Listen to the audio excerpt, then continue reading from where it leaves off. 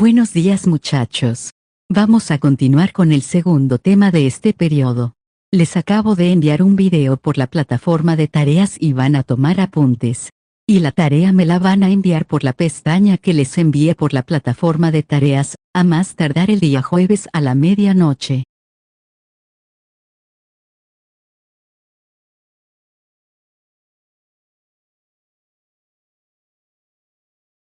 Buen día muchachos.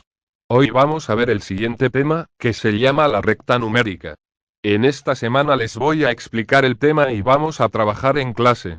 La siguiente semana hacemos el taller y realizamos la evaluación. Empezamos. La recta numérica es una línea infinita horizontal que, generalmente, representa los números de forma ordenada y equidistante, con el cero en el centro, y los números positivos a la derecha y los números negativos a la izquierda, sirviendo para visualizar, comparar y realizar operaciones básicas como la suma y resta de números reales. Sus características principales son: es infinita, que se extiende se incide en ambas direcciones hacia el infinito positivo y negativo. Unidimensional. Es una línea con una sola dimensión. Ordenada. Los números aumentan de izquierda a derecha. Equidistante. La distancia entre números consecutivos siempre la misma. Origen, número 0. El punto central que divide los números positivos de los negativos. Ahora vamos a ver un ejemplo. Si al punto P le corresponde el número 2 y la longitud es igual a 3 unidades, hay que encontrar los puntos X sobre la recta para los cuales el segmento PX mida 2. Vamos a guiarnos con el gráfico que acabé de poner en el tablero. Hay dos puntos sobre la recta que cumplen con esta condición. Uno a la derecha de P y uno a la izquierda. Para obtener el punto a la derecha debemos mover 3 unidades a la derecha, y de manera semejante para obtener el que está a la izquierda debemos mover 3 unidades a la izquierda. Y la representación a esta solución es esta. Entonces, las soluciones son los puntos R y S a los que corresponden, respectivamente, los números -1 y 5 positivo. Buenos días muchachos. Hoy les voy a dar la clase libre. Así que pueden ir a jugar. Chicos, recuerden el trabajo que les había colocado el día jueves. Ese me lo tienen que entregar a más tardar el día viernes. Buenos días muchachos. Vamos a realizar la evaluación. Buena suerte. Buenos días muchachos. Vamos a continuar con el tema de la antigüedad clásica. Hoy les voy a explicar el subtema de Grecia y Roma en la antigüedad clásica. Empezamos. La historia de Grecia se divide en varios periodos. 1. La época micénica, famosa por su sociedad jerarquizada por con un rey a la cabeza, es la época de la guerra de Troya. La segunda época fue la época oscura, se llama así porque no se conserva prácticamente ningún testimonio de ese periodo. Y la época arcaica, que se fundan muchas colonias por mediterráneas que estaban formando las polis o ciudades de estado. También hay otras más. La otra fue la época clásica, que es la etapa más brillante de la civilización griega cuando se desarrolla la política, el arte y la cultura. Ahora vamos a la parte de las conquistas. Bueno, las conquistas. Ahora vamos con la historia de Roma. La historia de Roma también se divide en varios periodos. 1. La monarquía, según la tradición, Roma fue gobernada por 7 reyes que sentaron las bases de su futura grandeza. Segundo, el imperio, el gobierno pasa a cargo de una sola persona, que es conocido como el emperador. Y vamos a pasar a lo que fue el fin del imperio romano. En el año 476 después de Cristo, los bárbaros invaden la ciudad de Roma. En ese tiempo el fin del Imperio Romano, por la disposición del último emperador Rómulo Augustulo, el fin del Imperio Romano de Occidente, fue un proceso complejo de desintegración, no solo una conquista, causado por invasiones bárbaras que presionaron las fronteras, crisis internas y la ruralización, resultando en la formación de reinos germánicos y la transformación cultural de Europa hacia la Edad Media, no una extensión total de la influencia romana. Buenos días muchachos. Hoy les voy a explicar el orden en la recta numérica. Comenzamos. La recta numérica está orientada a la recta. En lo que les expliqué la clase pasada, el orden de la recta numérica va de izquierda a derecha, y eso se representa por la flecha de crecimiento.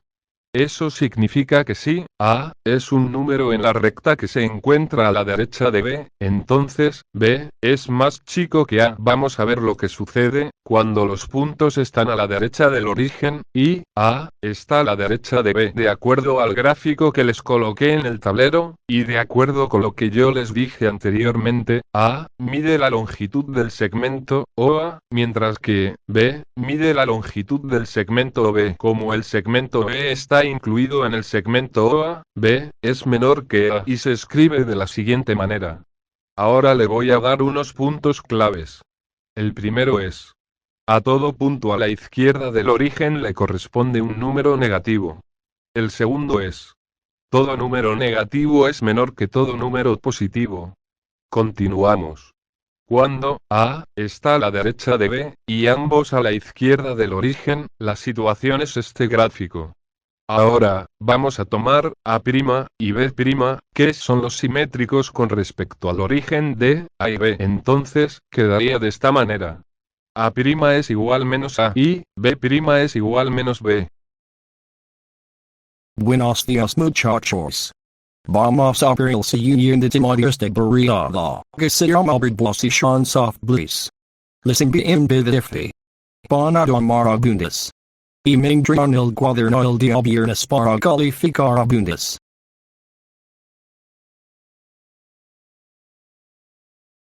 Buen día muchachos. Vamos a ver el segundo tema de este periodo, que se llama Origen y Organización del Sistema Solar. Les acabo de enviar un PDF por la plataforma de tareas. Van a tomar apuntes. Y para la clase del día jueves, les estaré explicando el tema. Para la siguiente semana, el día miércoles, realizar el taller. Y para dentro de 14 días realizar la evaluación.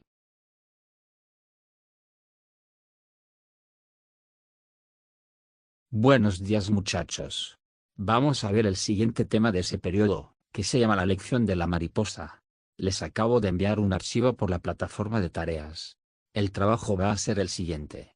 Van a leer el texto, y van a sacar una frase de motivación para las personas que quieran hacer un emprendimiento, ya sea de cualquier tipo. Y van a realizar los dibujos. Esta nota va para cognitivo, y me lo entregan al finalizar la hora de clase. A trabajar juiciosos. Buenos días muchachos. Vamos a ver el segundo tema de este periodo, que se llama ¿Qué es la Biblia? Empezamos. Bueno. La Biblia es una colección de libros sagrados, también una biblioteca de textos inspirados por Dios, dividida en Antiguo y Nuevo Testamento. Que narra la relación de Dios con la humanidad y el plan de salvación. Sirviendo como una guía espiritual para los creyentes. Y contando historias, leyes, profecías y enseñanzas a lo largo de unos 1500 años de historia. Ahora, vamos con la otra definición. ¿Qué es la Biblia? En la parte de etimología, la palabra Biblia viene del griego biblion, que significa libros o pequeños libros, ya que es una colección de varios textos. En la parte de autoría, aunque es escrita por más de 40 personas que fueron profetas, apóstoles y reyes, a lo largo de siglos, los creyentes consideran a Dios como el autor principal, ya que el Espíritu Santo los inspiró. Y en la parte del contenido, contiene historia de la creación, la historia del pueblo de Israel, las enseñanzas de Jesús, la vida de sus apóstoles y profecías, culminando en la revelación de Dios. Ahora, vamos a ver la estructura principal de la Biblia. Bueno, la Biblia tiene dos partes, que es el Antiguo Testamento y el Nuevo Testamento. Vamos con el Antiguo Testamento, que es escrito antes de Jesús, narra la creación, la relación de Dios con el pueblo de Israel, la ley, los profetas y las promesas. Vamos a hablar ahora del Nuevo Testamento. El Nuevo Testamento se centra en la vida, muerte y resurrección de Jesucristo, la fundación de la Iglesia y la esperanza futura, con los Evangelios, Hechos, Epístolas y Apocalipsis. Buenos días muchachos. Vamos a ver el siguiente tema de este periodo, que se llama la entonación. Y la actividad va a ser la siguiente. Me van a responder las siguientes preguntas. 1. ¿Cómo definiría la entonación, y por qué se dice que es un elemento suprasegmental del lenguaje? Segundo, expliquen la diferencia entre una entonación enunciativa y una entonación interrogativa. Tercero, ¿por qué los signos de puntuación son insuficientes para representar la entonación completa de un hablante? Bueno chicos, empecemos a realizar el trabajo por favor. Y me lo entregan al finalizar la hora de clase.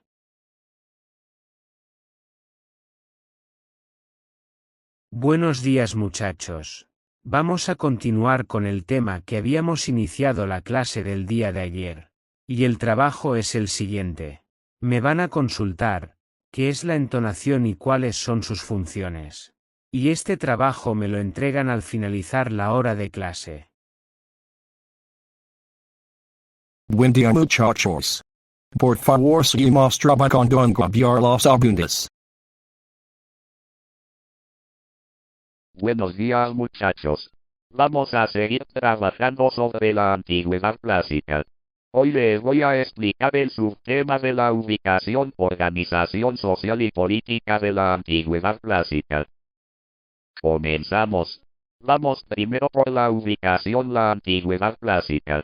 La antigüedad clásica se ubicó principalmente en la cuenca del mar Mediterráneo, centrándose en las civilizaciones de la Grecia antigua y la Roma antigua, expandiéndose luego por Europa norte de África y Oriente Próximo, sentando las bases de la civilización occidental. Vamos a detallar esta situación. La ubicación geográfica detallada. Grecia, su corazón estaba en el sureste de Europa, península balcánica, con colonias y ciudades-estado, que son las polis, extendidas por el Mediterráneo y el Mar Negro, influenciando amplias zonas. Roma, que nació en la península itálica y desde allí construyó un vasto imperio que dominó toda la cuenca mediterránea y gran parte de Europa y África del Norte. Ahora vamos con el periodo histórico. Abarca aproximadamente desde el siglo VIII a.C. hasta el siglo V después de Cristo, marcando el apogeo de la cultura grecorromana antes de la caída del Imperio Romano de Occidente. Ahora vamos por la importancia. La importancia de todo esto fue que estas civilizaciones desarrollaron la democracia, la filosofía, el teatro, el derecho y la arquitectura, influyendo profundamente en la cultura occidental. Ahora vamos con la organización social. Los ciudadanos eran los hombres libres nacidos en Grecia o en Roma, con plenos derechos políticos y de propiedad, variando entre terratenientes y no terratenientes. Y los no ciudadanos eran los metecos, que eran de Grecia, eran personas del extranjero, libres, eran también artesanos y comerciantes, ellos pagaban impuestos, sin derechos políticos ni propiedad de tierra. Luego siguen las mujeres, que eran libres, pero relegadas al ámbito doméstico sin derechos políticos. Y por último, los esclavos, que ellos eran personas sin derechos, hacían parte de la propiedad de ciudadanos o del Estado, también eran fuerza laboral esencial. Ahora vamos a ver la organización política en Grecia. La organización política en Grecia se organizó de la siguiente manera. Primero, las polis, ciudades-estado y dependientes con sus propias formas de gobierno que eran la monarquía, oligarquía y la tiranía. Segundo, la democracia, que era en Atenas, tenía la participación directa de ciudadanos varones adultos en la asamblea, un ideal político fundamental. Y tercero, La oligarquía, que era el gobierno de unos pocos. Ahora vamos con la organización política en Roma. Primero, era un sistema complejo, basado en la riqueza y los derechos con patricios y plebeyos. Y segundo, tenía énfasis en la participación cívica y la preparación para gobernar, aunque el poder real estaba en manos de élites. Buenos días, muchachos. Vamos a ver el siguiente tema de este periodo, que se llama el teatro de los títeres. Les voy a explicar sobre el tema, para que tengan una idea de qué son los títeres. Comenzamos. Los títeres son muñecos o figuras inanimadas manipuladas por personas, que son llamados titiriteros, para representar personajes, en obras teatrales o para entretener, cobrando vida a través de hilos, varillas o introduciendo la mano en su interior. Y se usan comúnmente en teatro infantil para estimular la imaginación y la comunicación. Ustedes se estarán preguntando, ¿para qué más se usan los títeres? Bueno, aparte del entretenimiento, también se usa para la educación, que ayudan a desarrollar la creatividad, la atención, el vocabulario y la empatía en los niños. Y también en la expresión cultural, que reflejan y critican aspectos históricos, sociales y culturales de una sociedad. Ahora les voy a explicar la parte del teatro de los títeres. Comenzamos. Vamos a ir con la definición. Bueno, el teatro de los títeres es un arte milenario, que utiliza muñecos o marionetas, manipuladas por titiriteros, para contar historias, siendo una forma de expresión universal, ancestral, ligada a lo religioso, y hoy es herramienta educativa y de entretenimiento, que incluye diversas técnicas como guantes, varilla o sombra, y puede ser mudo o sonoro, con una tradición muy rica en México y otras culturas. Una de sus características es que se puede manipular y es de carácter universal. Ahora vamos a hablar sobre las técnicas. Una de las técnicas se llama teatro de sombras. Se utiliza una pantalla y una fuente de luz para proyectar siluetas, que son corporales o de figuras. Y la segunda se llama wayang, que es en Indonesia. Es famosa por sus marionetas elaboradas y música compleja, arraigado en la cultura javanesa. Ahora, vamos a ver los elementos. Los elementos esenciales del teatro de títeres incluyen el teatrino, los títeres, la escenografía, el repertorio, cada uno contribuyendo a la experiencia teatral. Bueno, chicos, la actividad de hoy es la siguiente. Me van a consultar la historia del teatro de los títeres. Y me la entregan al finalizar la hora de clase. Esta nota va para procedimental. Buenos días, muchachos. Seguimos trabajando en los apuntes.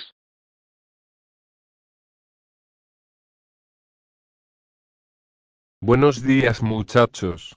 Vamos a continuar con el tema que comenzamos el día lunes.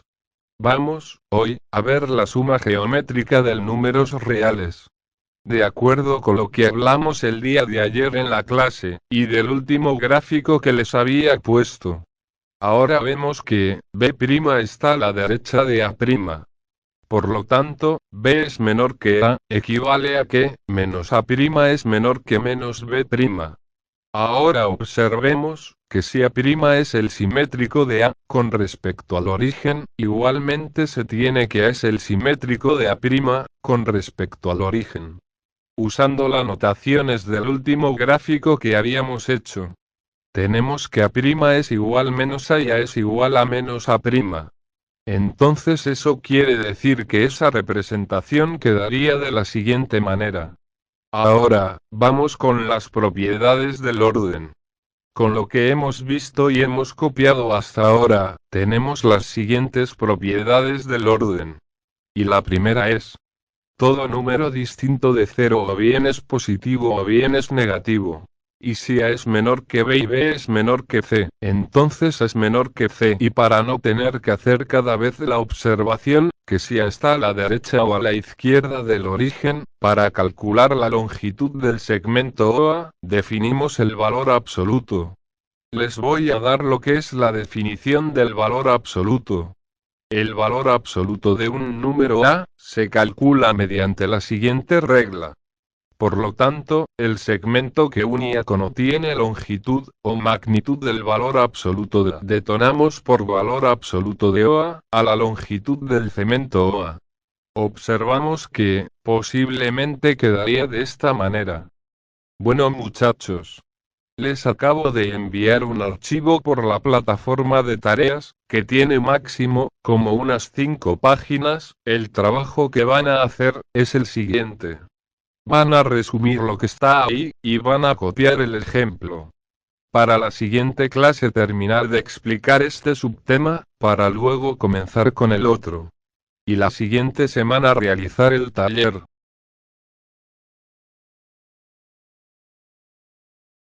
Buenos días muchachos. Hoy vamos a analizar la antigüedad clásica, que es especialmente la Grecia y Roma, de una perspectiva que solemos olvidar, que es el dinero y el poder económico. Comenzamos. Nosotros no podemos entender las conquistas de Alejandro Magno o la caída del Imperio Romano si no entendemos cómo se llenaban sus cofres y quién trabajaba la tierra. Ahora vamos a desglosar esta estructura en 3 pilares fundamentales. Vamos a mirar primero lo que es el motor de la economía, que básicamente es la agricultura. En el mundo antiguo, si no tenías tierra, no tenías nada. Más del 80 a 90% de la población se dedicaba a las labores del campo. En la tríada mediterránea, la base de todo eran el trigo, el olivo y la vid. Estos productos no solo se alimentaban a la población, sino que eran los principales bienes de exportación. Y en la propiedad de la tierra, en la Grecia clásica, la propiedad estaba más repartida entre ciudadanos libres, que eran los pequeños propietarios, y en Roma evolucionamos hacia el latifundio, que era enormes extensiones de tierra en manos de unos pocos aristócratas, que eran patricios, trabajadas más masivamente por mano de obra esclava. Ahora vamos con la fuerza de trabajo, que era el sistema esclavista. Es duro aceptar desde nuestra moral actual, pero la economía clásica era una economía de botín y esclavitud. Vamos a ver en esta parte lo que era el esclavo como herramienta viva. El esclavo no era una persona, era un activo financiero. Realizaban desde las tareas más duras en las minas de plata, como las de la Unión en Atenas, hasta labores administrativas o domésticas. Y vamos a mirar lo que es la dependencia del éxito militar. La economía funcionaba mientras hubiera guerras. La guerra proveía esclavos baratos. Cuando el Imperio Romano dejó de expandirse, la oferta de esclavos cayó, los precios subieron y la estructura económica empezó a tambalearse. Vamos a pasar ahora a las finanzas, comercio y la moneda. Bueno, ahora vamos a hablar lo que es la revolución de la moneda. Antes de los griegos, el comercio era mayoritariamente trueque o pesaje de metales. Los griegos popularizaron la moneda acuñada. Ahora pasemos al comercio marítimo. El Mediterráneo no era una barrera, era una autopista, que al mismo tiempo pasaban las siguientes cosas. Atenas controlaba el mar para asegurar el suministro de grano del Mar Negro. Y Roma transformó el Mediterráneo en el Mare Nostrum, un mercado interno gigantesco donde las mercancías fluían desde Egipto, que era el granero del imperio, hasta Britania. Ahora vamos a pasar a los impuestos y la vaca. Veamos primero Roma y la recaudación. Bueno, el Estado romano era una máquina de cobrar impuestos. Curiosamente, gran parte de la recaudación se privatizaban a través de los publicanos, empresarios que compraban el derecho a cobrar impuestos a cambio de una comisión. Y también se hacían los préstamos, que ya existían los préstamos con interés, aunque estaban muy regulados. En el mundo romano, las finanzas estaban ligadas a la política. Los senadores prestaban dinero para financiar las campañas electorales a cambio de favores a futuro. Ahora pasemos a hacer un mini resumen de lo que acabé de explicar. Bueno, la estructura económica clásica era agraria en su base, esclavista en su funcionamiento y comercial en su expansión. Su gran éxito fue crear una red de intercambio unificada, pero su gran debilidad fue la excesiva dependencia de la conquista militar para sostener el sistema. Ahora les voy a dar como una notica para que la tengan en cuenta para el día en que hagamos la evaluación.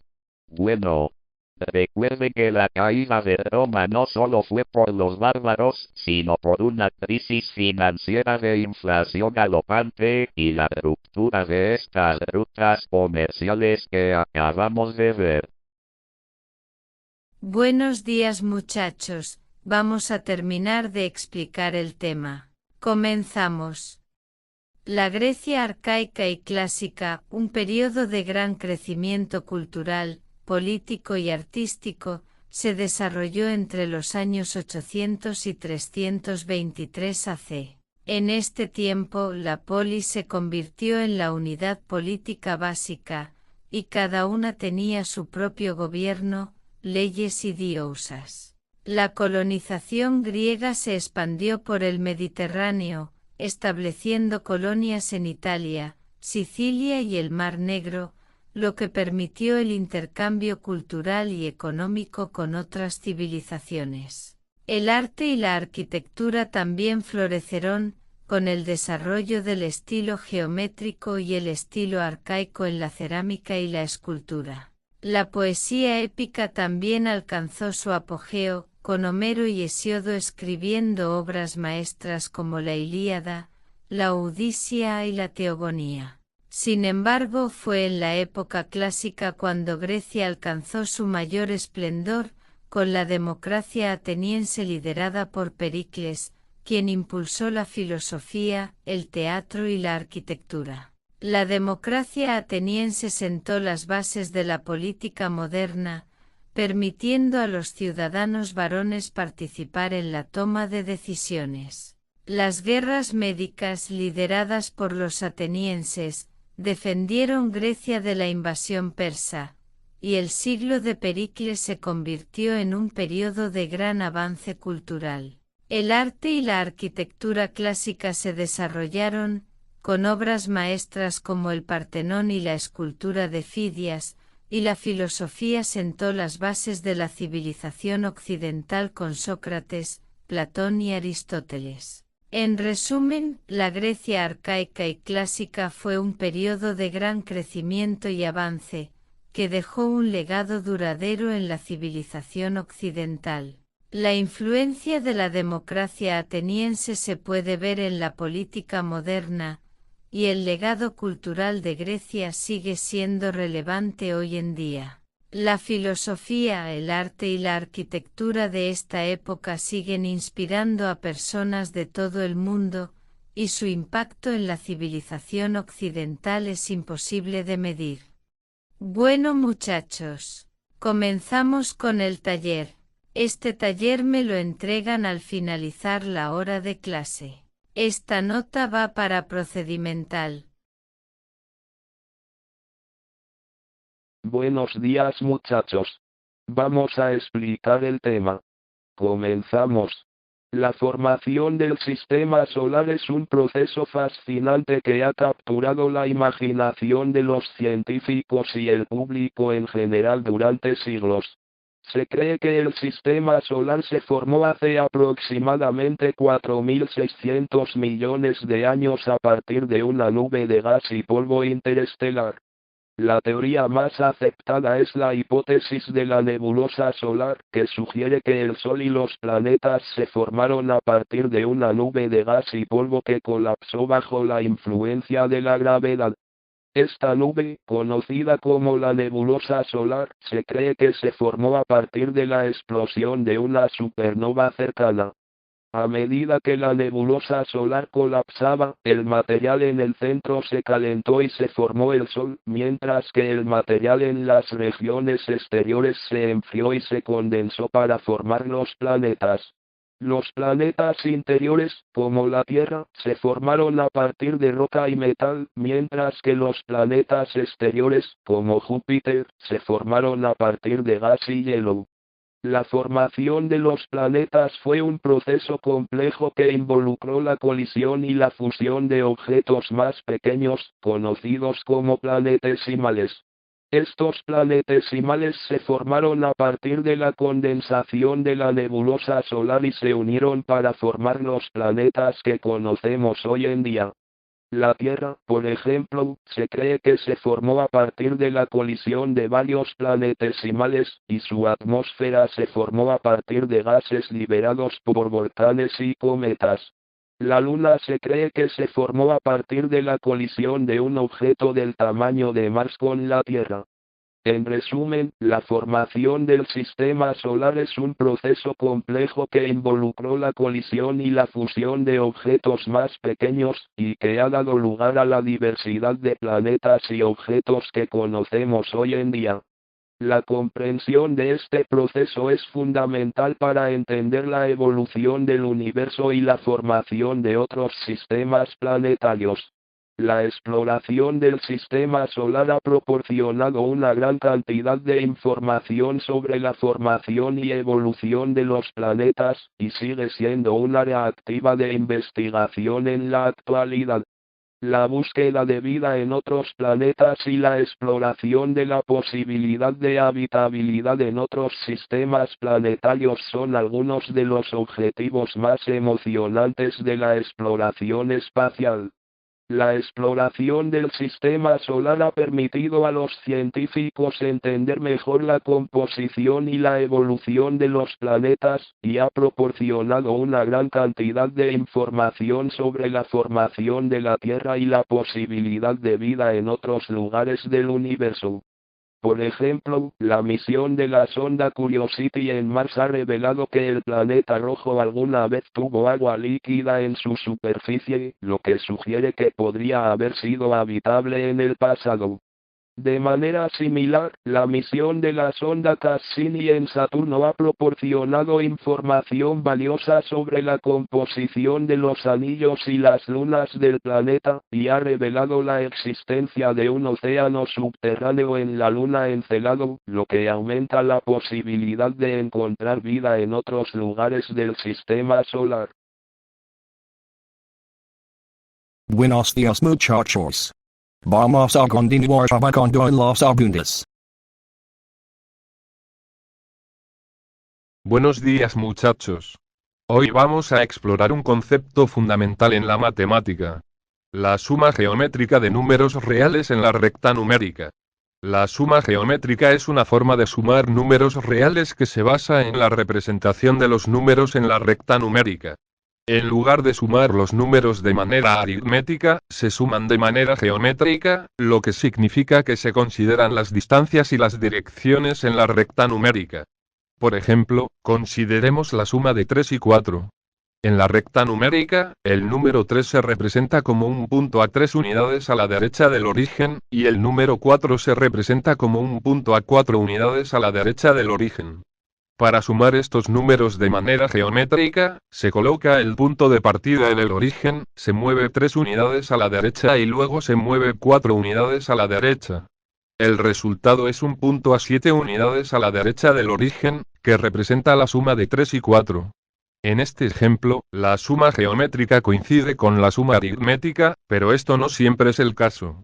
Cuando se suman números negativos o se consideran distancias en direcciones opuestas, la suma geométrica puede ser más intuitiva y fácil de entender que la suma aritmética. La suma geométrica también se puede aplicar a la suma de series infinitas, lo que es fundamental en la teoría de las series y en la matemática aplicada. En resumen, la suma geométrica es una herramienta poderosa para entender la suma de números reales en la recta numérica, y es un concepto fundamental en la matemática. Ejemplo. 3 más 4 igual. Primero. Se coloca el punto de partida en el origen, que es el número 0. Segundo. Se mueve 3 unidades a la derecha. Por último. Se mueve 4 unidades a la derecha. Resultado. 3 más 4 igual 7. Ahora, vamos con las propiedades de la suma de números reales. La primera es. La suma es conmutativa. Dado dos números reales, A y B, siempre, se tiene que A más B, es igual a B, más A. La segunda es. La suma es asociativa. Dado tres números reales, A, B y C, siempre se tiene que producto de A más B, más C, es igual a más producto de B, más C. Notemos que la suma se define entre dos números. La asociatividad nos permite no tener que especificar cuáles de las posibles sumas se hacen primero. La tercera es la existencia de elemento neutro para la suma. Dado un número real, A, siempre se tiene que A más 0 es igual a 0, más es igual a A. Notemos que 0 es la longitud de un segmento, que se reduce a un punto.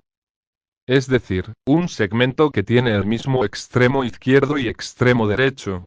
La última es la existencia de un inverso aditivo. Dado un número real, A, existe un único número real, B, que hace que A más B es igual a 0. Notemos que cuando tenemos un número real ubicado en la recta numérica, el inverso aditivo es el número sobre la recta simétrico con respecto al origen. El inverso aditivo de A se denota por menos A. Bueno muchachos. Por cuestiones de tiempo, la otra semana vamos a ver el siguiente subtema que viene de este tema, que se llama la multiplicación geométrica de los números reales. Porque hoy no alcanzamos a ver esa parte. Buenos dias, muchachos. Les voy a asignar outro trabalho, e este trabalho me lo entregam a mais tardar el dia miércoles. Por medio de la plataforma de tareas, me lo vai enviar em uma pestana que les voy a mandar. El trabalho é o seguinte. Vão gravar um vídeo donde saltem por 1 minuto. Entonces, em la pestana de trabalho que les mandaré, aí me entregarán e subirán el vídeo e lo envia. Agora, vai a jogar.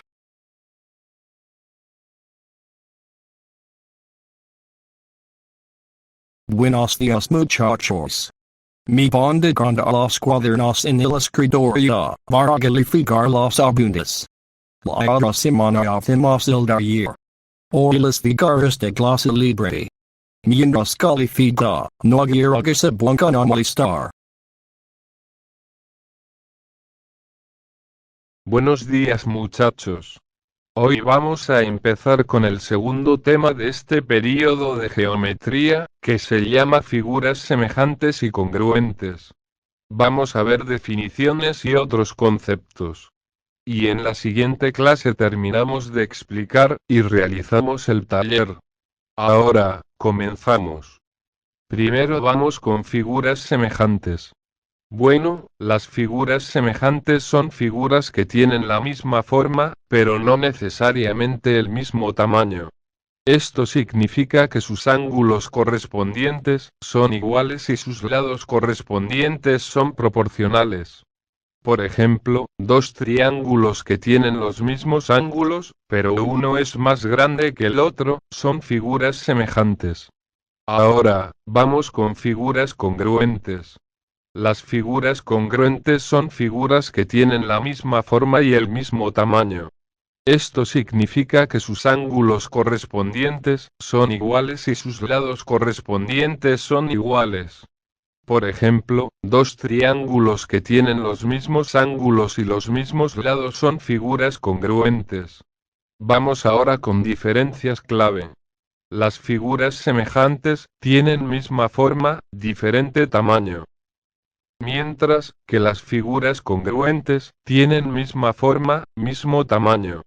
La similitud y la congruencia son conceptos importantes en la geometría, ya que nos permiten analizar y comparar figuras de diferentes tamaños y formas. Un ejemplo sería que dos triángulos con ángulos de 30 grados, 60 grados y 90 grados son semejantes, ya que tienen la misma forma, pero no necesariamente el mismo tamaño. Ahora, si dos triángulos con ángulos de 30 grados, 60 grados y 90 grados, y lados de 3, 4 y 5 centímetros, son congruentes, ya que tienen la misma forma y el mismo tamaño. Buenos días muchachos. Vamos a ver el segundo tema de este periodo de ética y valores, que se llama dificultades en la comunidad educativa. Bueno, vamos a empezar primero por la definición. Bueno, la dificultad de la comunidad educativa son situaciones adversas que obstaculizan el aprendizaje, la de convivencia y el bienestar, afectando a los estudiantes, docentes y familias, e incluyen desde los problemas de conducta y de desinterés académico, que contiene la desmotivación y el ausentismo, hasta conflictos interpersonales, como el acoso, violencia, falta de comunicación, impactando negativamente el clima escolar y el desarrollo integral de todos los implicados. Bueno, vamos a ver los tipos de dificultades. Bueno, una es las relacionadas con el aprendizaje, que viene la dislexia, disgrafía, falta de concentración y problemas en la comprensión.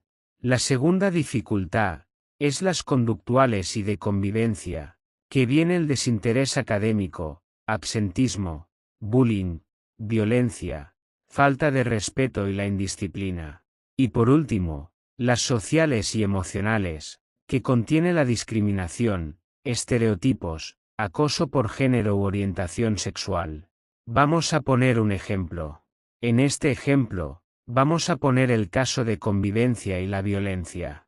Y si tomamos el acoso escolar como ejemplo, más conocido como bullying, vamos a hablar sobre el caso donde se ve en casi todos los colegios y escuelas. Bueno, principalmente, el bullying se trata de que una persona que sea popular en el colegio, discrimine o agreda físicamente o psicológicamente a una persona por cómo es y forma de ser. Y eso es lo que no se tiene que hacer. Les voy a dar esto que les va a servir clave para toda la vida, no se lo estoy diciendo para que ustedes lo aprendan como un tema, sino para que lo aprendan para toda la vida. Bueno, el concepto clave para la vida es que uno no tiene que creerse más ni menos que los demás, porque acuérdense que todos somos iguales, y tenemos el mismo valor. Y también todos somos valiosos para nuestro Padre Celestial. Bueno, ¿y qué solución podemos llegar para que el acoso escolar vaya disminuyendo? Bueno, podríamos fomentar la empatía y comunicación abierta en casa y en la escuela. También, empoderar a los estudiantes para denunciar lo malo que le hacen los demás y apoyarlos mutuamente. Buenos días, señores. Sigamos hablando del tema. El origen y organización del sistema solar es un tema que ha capturado la imaginación de los científicos y el público en general durante siglos. A través de la observación y el estudio de los planetas y otros objetos celestes, hemos podido reconstruir la historia de cómo se formó nuestro sistema solar. Vamos con la hipótesis de la nebulosa solar. Bueno, la teoría más aceptada es que el sistema solar se formó a partir de una nube de gas y polvo interestelar que colapsó bajo la influencia de la gravedad. Esta nube, conocida como la nebulosa solar, se cree que se formó a partir de la explosión de una supernova cercana. La nebulosa solar se enfrió y se condensó, lo que llevó a la formación de un disco de material que rodeaba al Sol en formación. Ahora, veamos la formación de los planetas. A medida que el disco se enfrió, los granos de polvo se pegaron para formar objetos más grandes, conocidos como planetesimales. Estos planetesimales se unieron para formar los planetas que conocemos hoy en día. Los planetas interiores, como la Tierra, se formaron a partir de roca y metal, mientras que los planetas exteriores, como Júpiter, se formaron a partir de gas y hielo. Miremos ahora la organización del sistema solar. El sistema solar se organiza en varias regiones, cada una con características únicas. La región interior, que incluye a los planetas terrestres, es caliente y rocosa. La región exterior, que incluye a los planetas gaseosos, es fría y gaseosa.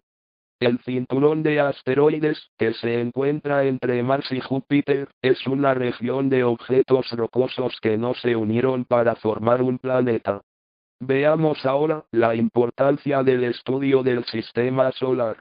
El estudio del origen y organización del sistema solar es fundamental para entender la formación y evolución del universo. Al estudiar los planetas y otros objetos celestes, podemos aprender sobre la historia del universo y la posibilidad de vida en otros lugares. En resumen, el origen y organización del sistema solar es un tema complejo que ha sido estudiado durante siglos. A través de la observación y el estudio, hemos podido reconstruir la historia de cómo se formó nuestro sistema solar y entender la organización de los planetas y otros objetos celestes. Buenos días, señores. Prepárense para la lección de hoy. La antigüedad clásica es un periodo de la historia que abarca desde el siglo 8 a.C. hasta el siglo 5 después de Cristo y se caracteriza por la civilización griega y romana. En esta lección exploraremos la espiritualidad, mitología, arte y cultura de esta época y espero que estén preparados para un análisis riguroso y detallado. Vamos con la espiritualidad y mitología. La espiritualidad en la antigüedad clásica se centraba en la creencia en dioses y diosas que intervenían en la vida de los humanos. La mitología griega y romana es rica en historias sobre estos dioses y diosas que se utilizaban para explicar fenómenos naturales y la condición humana. Espero que hayan estudiado el material y puedan discutir con inteligencia sobre este tema. La religión griega se centraba en la adoración de dioses y diosas como Zeus, Atenea y Apolo. La religión romana se desarrolló a partir de la griega, pero con un enfoque más en la adoración de dioses y diosas relacionados con el Estado. Vamos a ver ahora sobre arte y cultura. El arte y la cultura de la antigüedad clásica son famosos por sus logros en arquitectura, escultura, pintura y literatura. Espero que hayan apreciado la belleza y la complejidad de estas obras. La arquitectura griega se caracteriza por el uso de columnas y la construcción de templos y teatros. La escultura griega es conocida por sus obras maestras como la estatua de Zeus en Olimpia y la Venus de Milo. Vamos ahora con cultura y sociedad. La cultura y sociedad de la antigüedad clásica se centraban en la ciudad-estado, donde se desarrollaban la política, la filosofía y el arte. Espero que hayan entendido la importancia de este contexto. La democracia ateniense fue un experimento político innovador en la antigüedad. La filosofía griega produjo pensadores como Sócrates, Platón y Aristóteles, que sentaron las bases de la filosofía occidental. Les dejaré una tarea. Leer el capítulo 1 de La Ilíada de Homero y preparar un análisis crítico.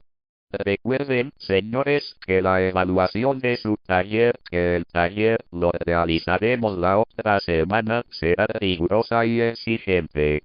Espero que estén preparados para el desafío. Buenos días, señores. Es hora de evaluar su comprensión sobre la entonación en la lengua española. Esta prueba es diagnóstica. Esta nota va para actitudinal. Y el taller que realizaremos la semana entrante va para procedimental. Y la evaluación original va para cognitivo. Bueno, ya que dimos algunas aclaraciones de las notas, vamos a dar las instrucciones. La primera es: lean cuidadosamente cada pregunta y seleccionen la respuesta correcta. La segunda es: no se permite el uso de notas ni de libros. La tercera es: la prueba será calificada de acuerdo a la cantidad de respuestas correctas. La última es: tienen 40 minutos para completar la prueba. Ahora, empezamos. Buena suerte, señores.